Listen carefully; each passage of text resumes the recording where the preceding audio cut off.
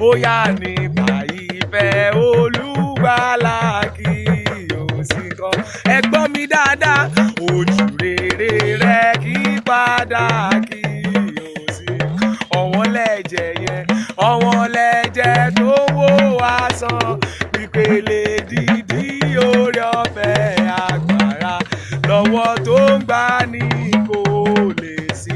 Gbogbo ẹni tó ń bẹ̀rù gbọ́ mi, ọjọ́ ọ̀la yìí yóò dára kò lè sí kan.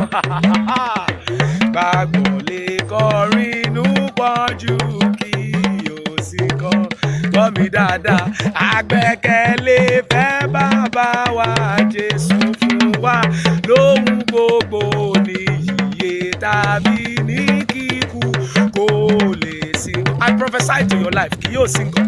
I speak against every spirit of fear, the fear of tomorrow, the fear of success, the fear of making it. I speak against them in the name of Jesus. Out of your life, receive peace in the name of Jesus. Peace that passes all understanding. Receive confidence in the name of Jesus. Ojú aṣẹ́gun lọ, kí yóò sí kan.